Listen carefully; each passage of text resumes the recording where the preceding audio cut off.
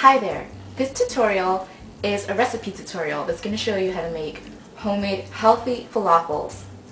I got this recipe from allrecipes.com, so I'm going to post a link to that on the sidebar. So if you want to check it out, go ahead. There is a difference between the way I make them and what the recipe calls for. I bake them instead of frying because I think they're just healthier that way and they're just good. First, I'm going to go through the list of ingredients that you're going to need. Then I'm going to go through the actual process and the steps that the recipe calls to do. And then I'm going to bake them, and then I'm going to eat them. And, well, not all of them at once, but one. So let's get started.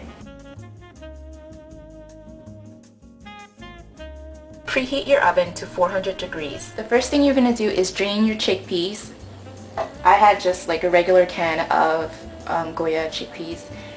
And yes, you're going to drain them and put them into a microwavable bowl.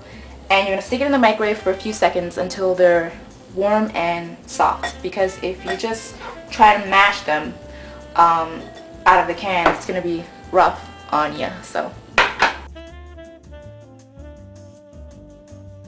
once your chickpeas are nice and hot, they should be much easier to mash.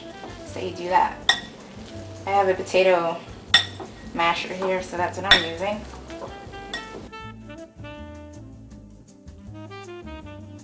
In a small bowl, it doesn't have to be this small, you want to combine the following things. An egg, 2 teaspoons of cumin, 1 teaspoon of salt, and a dash of pepper.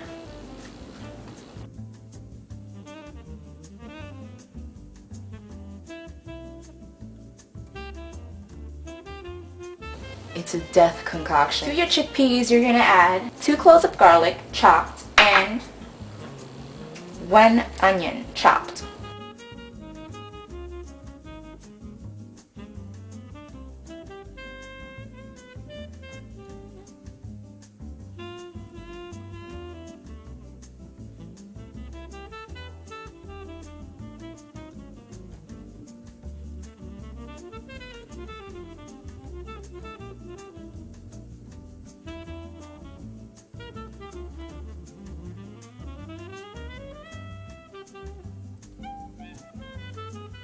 So after your mixture is done, you'll have something that looks, I'm making a mess, something like this.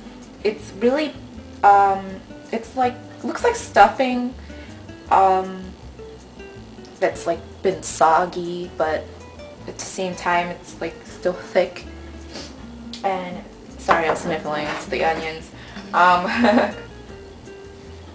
So it should be moldable, and at this point you're going to start molding your falafels. The recipe calls for about 4 falafels, but I usually just make a few more than that because I'm trying to watch my portions. So I grab a large tablespoon and I just make sure your hands are clean, obviously.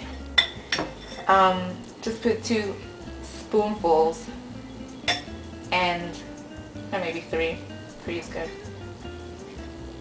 3 spoonfuls of the stuff, and you roll it into a ball, and then it's like making a burger. You flatten it and it should look like a burger. And then what I do is I press it onto some breadcrumbs, and this is going to give it that crunchy layer in the oven that you otherwise wouldn't get. So my falafels don't stick. So once you've rolled your falafel balls and flattened them and rolled them, or rather flatten them in some breadcrumbs, they should look something like this. They're not going to be perfect because the mixture is very crumbly.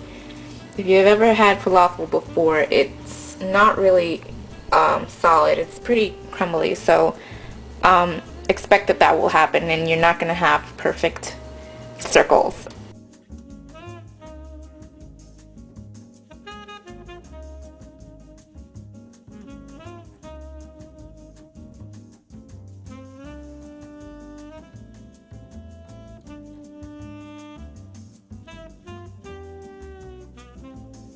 I like my falafels with tomatoes and lettuce inside of a whole wheat pita pocket that I get from Trader Joe's.